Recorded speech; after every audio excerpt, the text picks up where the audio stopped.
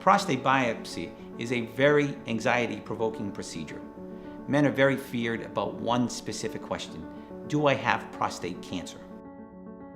We're being told by many government bodies and regulatory agencies that we shouldn't even screen men for prostate cancer.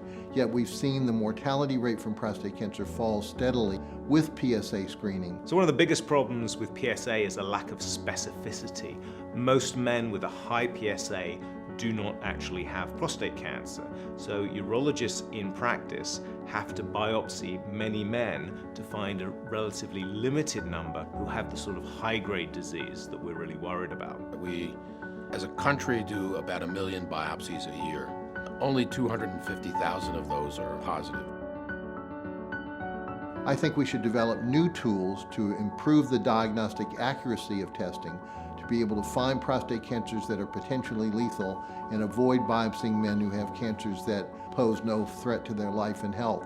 The 4Kscore allows urologists to do two things. One is to be much more selective about who they biopsy. The second thing the 4Kscore allows you to do is to have an informed decision with the patient about their risk of cancer. The 4Kscore gives you a percentage risk of cancer, and you can then have a rational conversation with the patient about their preferences and what they want to do next.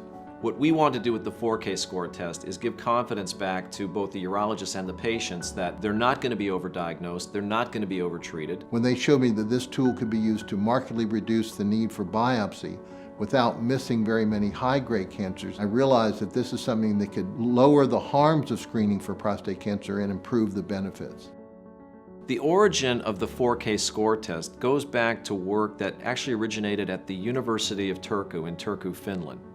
Their investigators created assays that were very specific for different molecular forms of prostate-specific antigen and HK2. The development of the kallikrein markers is really based on an extension and continuation of research that spans several decades. We started to search for regulators of PSA activity in the extracellular fluids. From that came the discovery that PSA was bound to the alpha-1 anti-chymotrypsin and the discovery of the free PSA.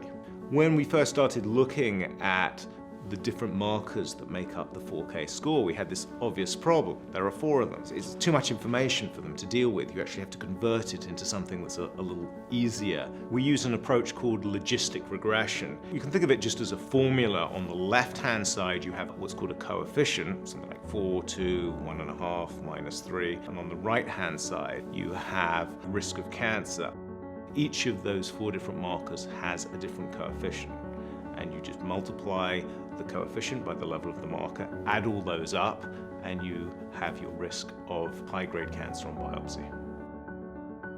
The 4Kscore test was extensively validated in 26 urology centers across the United States. We've collected over 1,200 patients as part of that clinical study and have shown conclusively that the 4Kscore test is a highly accurate way to predict what will be the outcome of a biopsy. We looked at men who'd had a 4Kscore before biopsy, were found to have cancer, and then went on to have a radical prostatectomy. And what we found was that if you had a low risk from the 4Kscore, you were much more likely to have what we call indolent disease. 80% of the men either had a negative biopsy or had such indolent prostate cancer that no intervention was necessary.